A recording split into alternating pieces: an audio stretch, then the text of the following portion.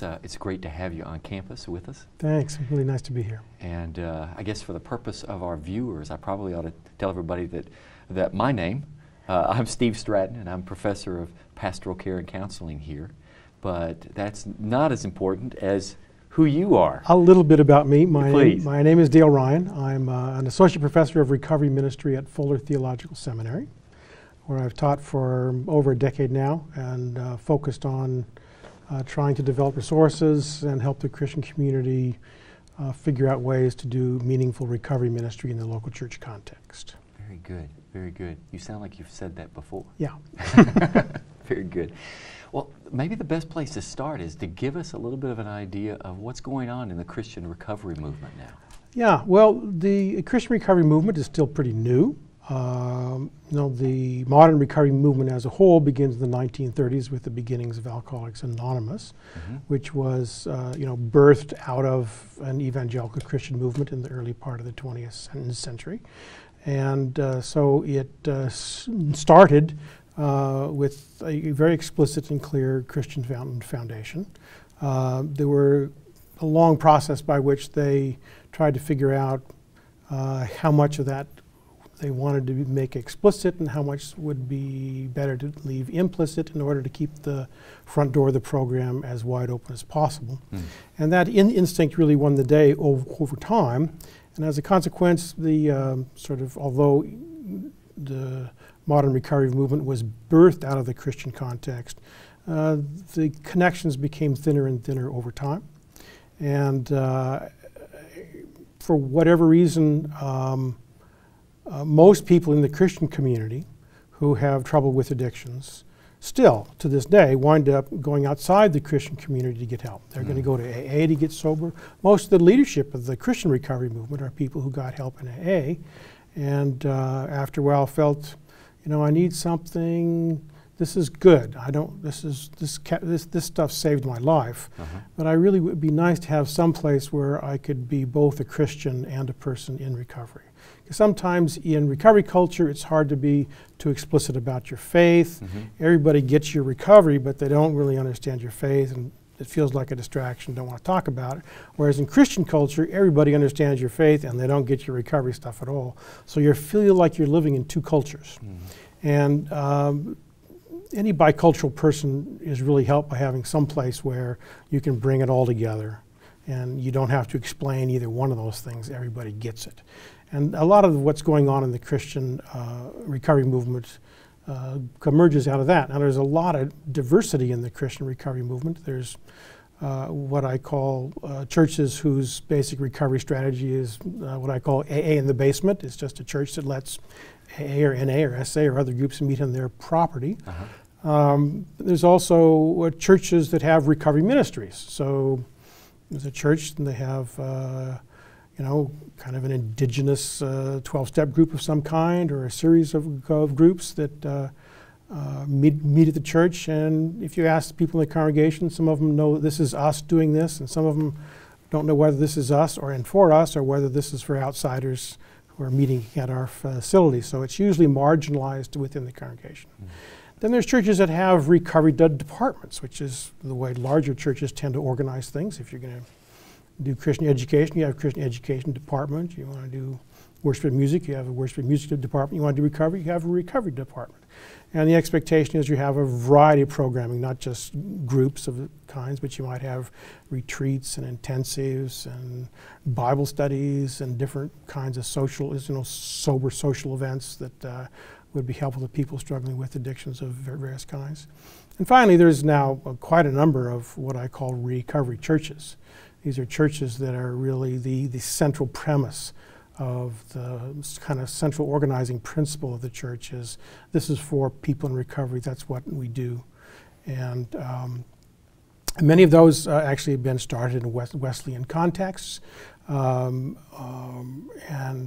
Mercy Street comes to mind as an example of a really strong and very accessible and powerful recovery ministry that really is the central feature of the life of that church. But there's many other examples of that in other contexts as well. But it's a much more ambitious way to do recovery ministry. It means that if you're going to have a 4th grade Sunday school class, you're going to assume that these kids come from homes where there's addiction, abuse, or trauma. You're not going to assume that they just need to know, Bible stories. Mm-hmm. They need basic life skills, how to feel my feelings, how to,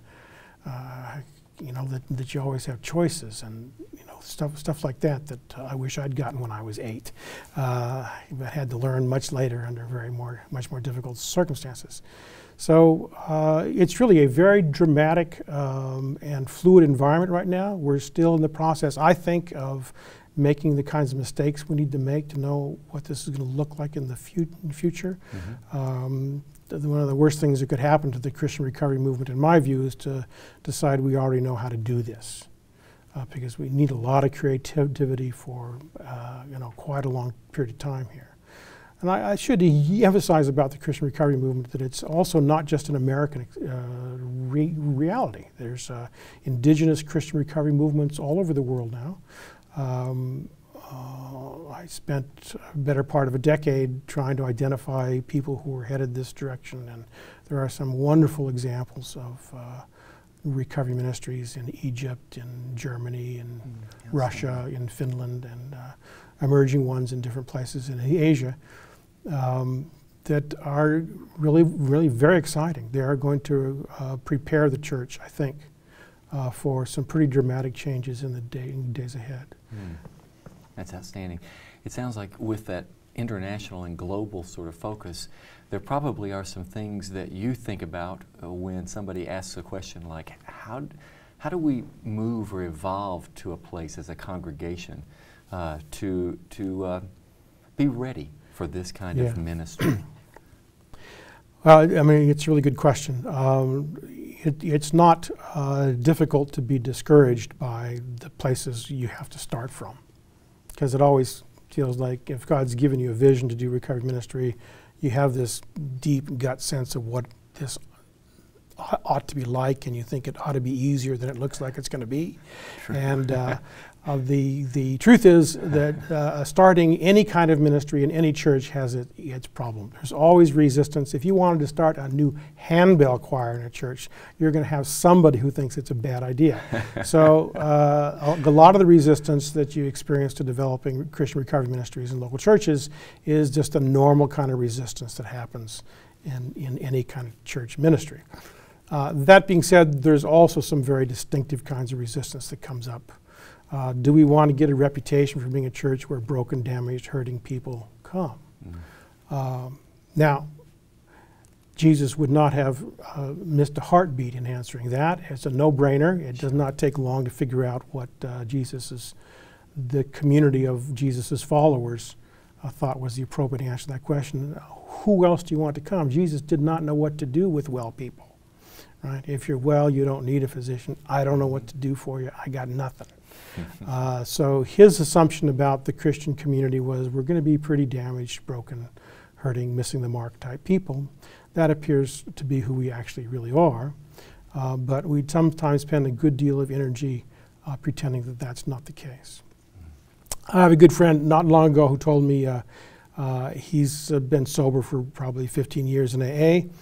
And he told me he went to his home group on Thursday night in AA, and after the meeting, a friend of his came up and said, "How you doing?"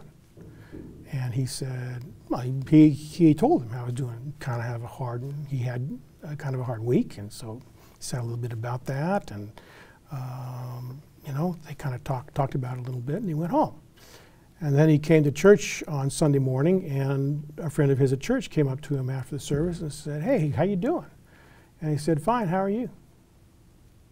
Now that dissonance between telling the truth about one's story and being a how are you fine, thank you person points to one of the core issues, I think. It's just really hard to tell the truth in the Christian context. And all of us can find the biblical texts, if we look hard enough, which recommend telling the truth. This is not a minor theme in the biblical text. But we have conspired, I suppose is too strong a word, but we've managed somehow to become the kinds of communities where it's just really hard to do. It's easier to say, "How are you? Fine, thank you." And initially it feels like we're being, protecting ourselves perhaps, being less vulnerable, but you pay a huge price for that, both personally and institutionally.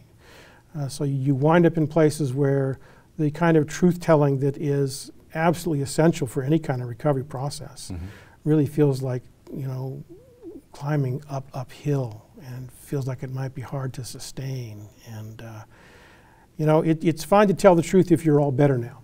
One of the examples I often use is, let's say that you're in an automobile accident, and your spouse is killed in the automobile accident.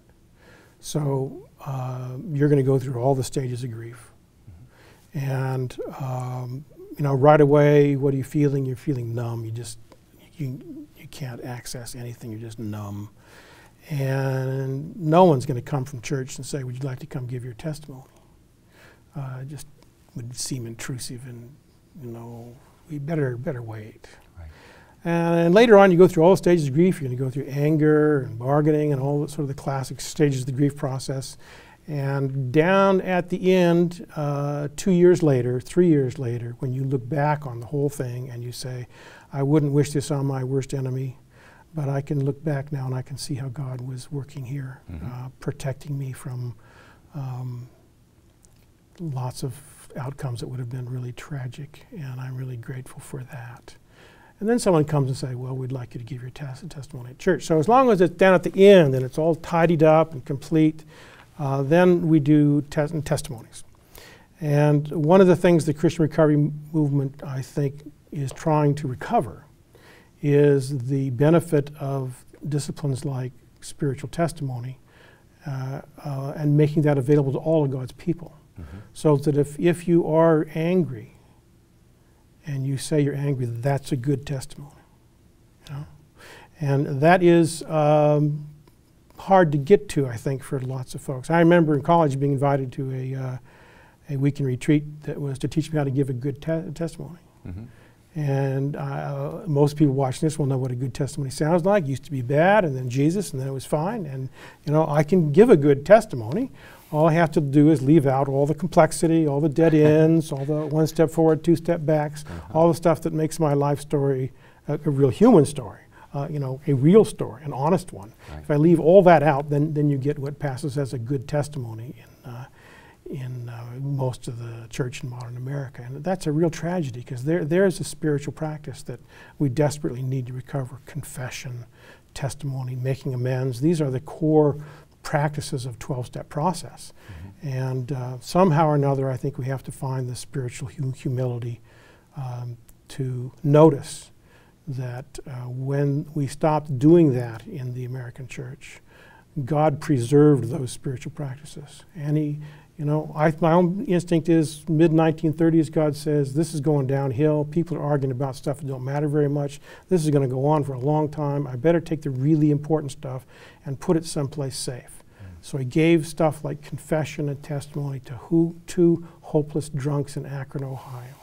This is so like God, I think. He picks really damaged, broken people to do the work of the kingdom. And they preserved those spiritual practices in AA and other organizations, the fellowships that followed that.